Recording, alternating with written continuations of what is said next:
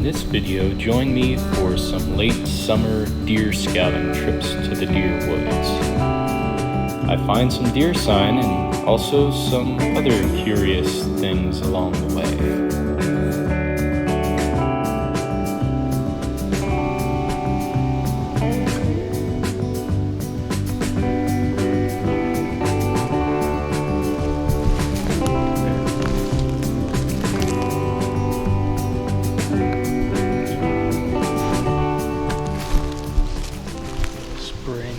Comes down through here.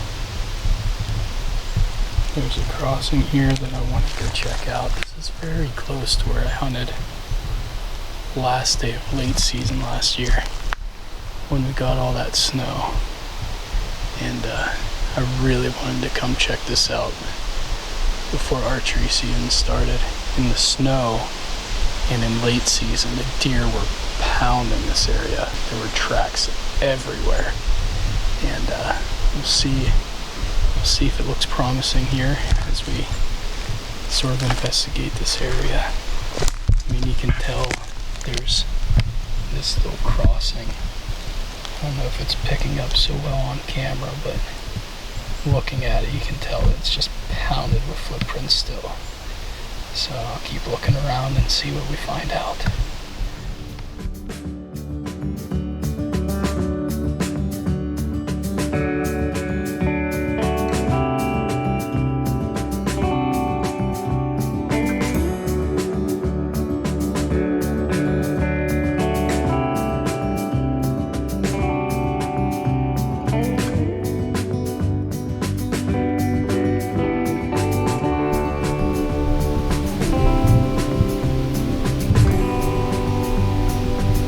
There's a nice big oak.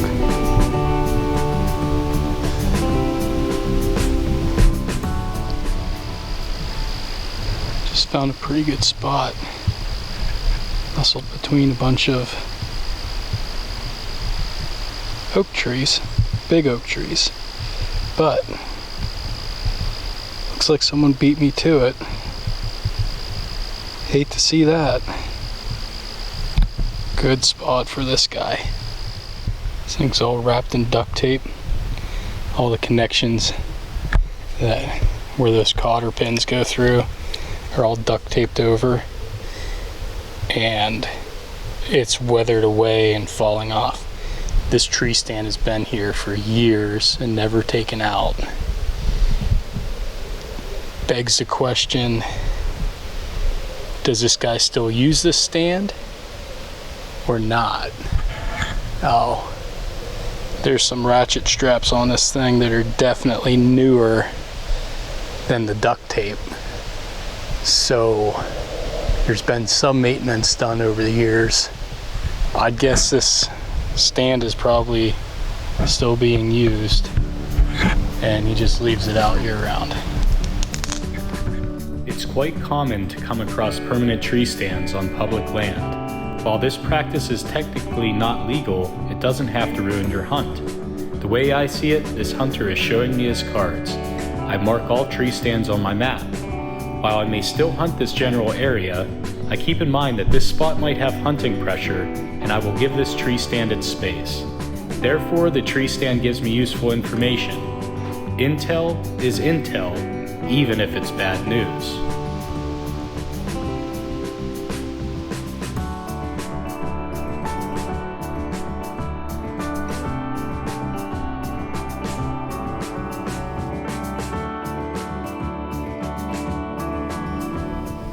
Sure looks like a marker tree. Very interesting. It's believed that marker trees like the two shown here were used by Native Americans to mark major travel corridors through the woods. They're also used to direct people towards areas of interest, whether that be bodies of water or places to cross rivers or streams. This practice of making marker trees was also likely adopted by the early settlers of North America. It's hard to say whether this particular tree was manipulated by the hands of a Native American or an early settler, or maybe even just a century ago by a 5th grader doing a book report. Needless to say, this is likely a man-made or man-manipulated object, and quite a curious find in the deer woods. Alright, so I'm out here today, gonna do a little deer scouting. It's mid-September, and archery season comes in about 3 weeks. So at this time, I'm more or less scouting for acorns on the ground. I'm wearing orange because it's squirrel season. So if I'm out here hunting for acorns, there's a chance I might find some squirrels. So I brought the stick bow along, and if the opportunity arises, maybe I'll fling an arrow at one. Could be fun.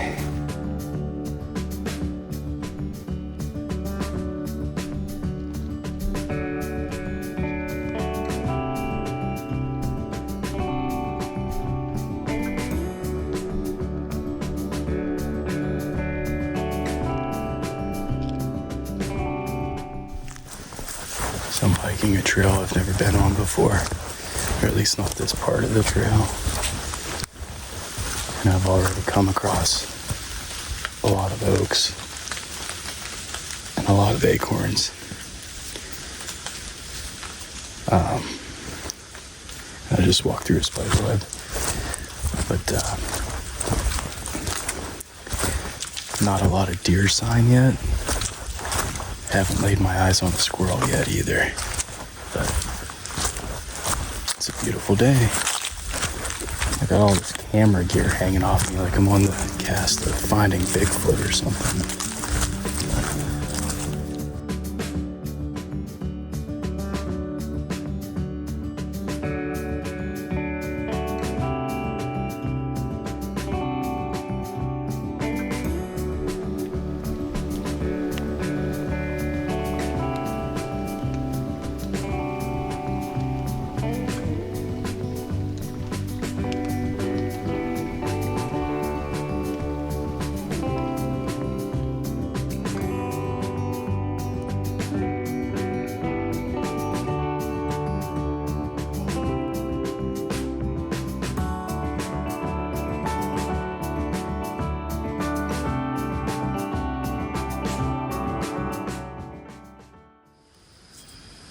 Had a deer blow at me,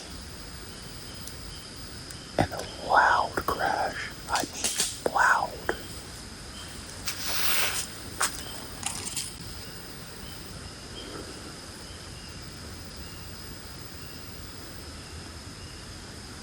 It gave me goosebumps. Holy cow, it was a loud crash. It sounded like it knocked over a tree. Acorns falling like crazy right here. This might be a good spot to set up for deer. I like this spot.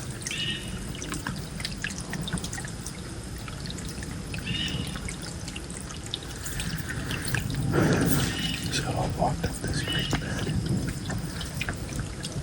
Woods sort of open up right through here. There's tons of tracks. I mean, I didn't see any tracks. I saw very few tracks until this spot. This is where they're cutting through.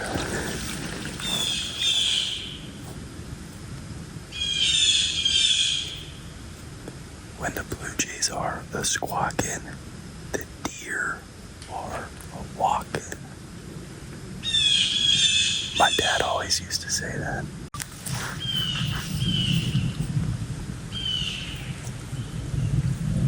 Still where the blue jays are yelling at me, and now a squirrel started chirping over here, barking a little bit.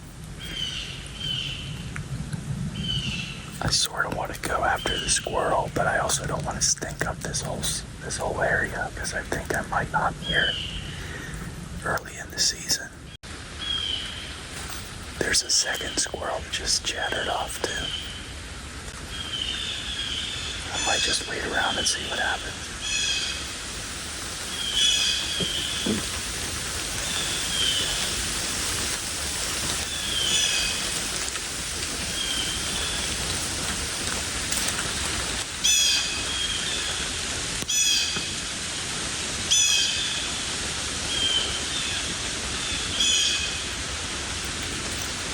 there's now a blue jay right where I heard that squirrel. I wonder if they're at war with one another.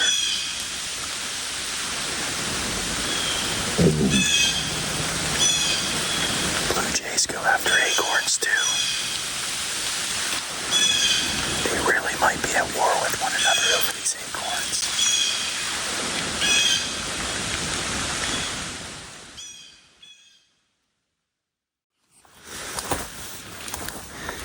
If the goal today was finding acorns, I accomplished the goal.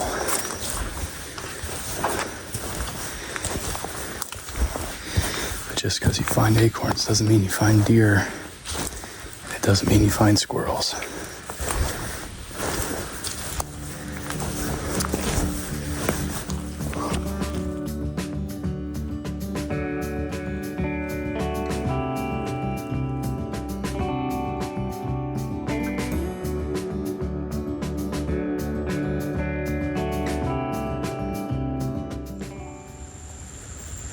Definitely something scratching around to find acorns under this oak.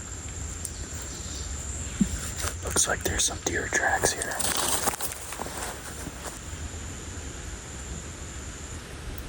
I don't think it's a gravestone, but it sort of looks like one.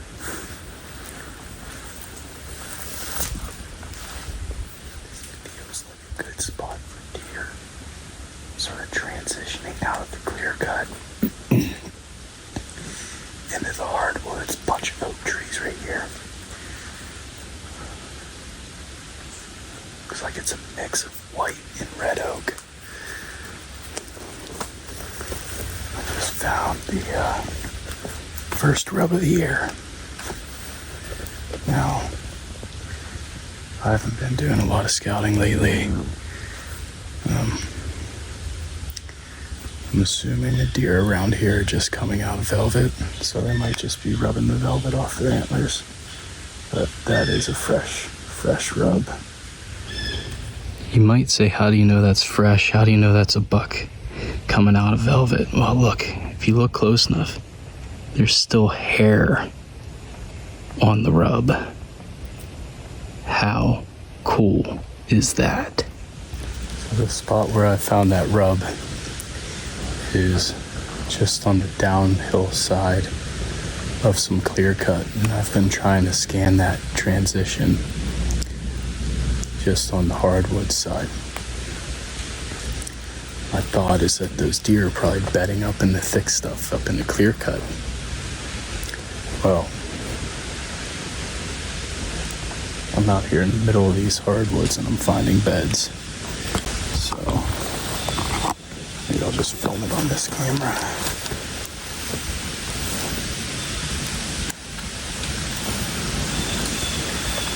This area here, this is a big bed.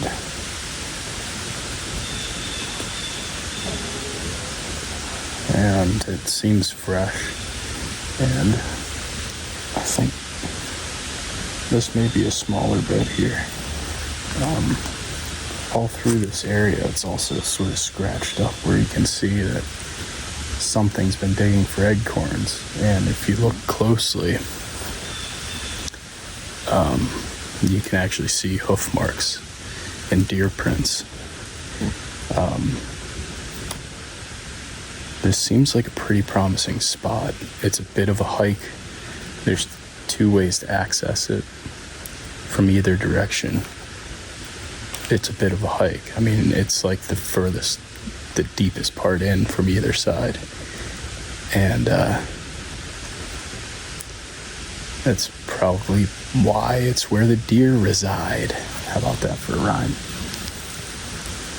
But finally finding some good sign. Just came across a second velvet rub. And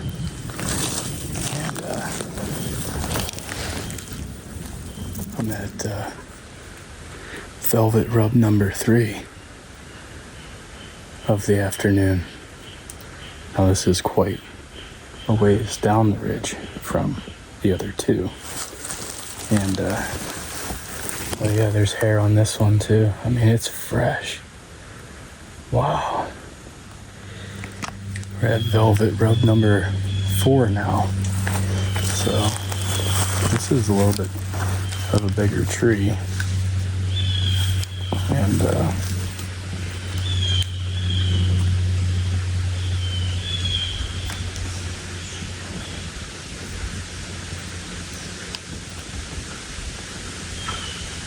a little bit of hair on there too. Makes one wonder if this is all one buck or there might be a group of bucks in here. That would be fine by me. I think this spot might have earned itself an opening day sit. It's pretty exciting to see this much buck activity in mid-September. So we'll see what we can find out. So I'm at Velvet Rubs 7, 8, 9. I mean, I've walked past a whole bunch of them now. So I think this general area is going to be quite promising. So we'll have to wait another few weeks and find out for sure.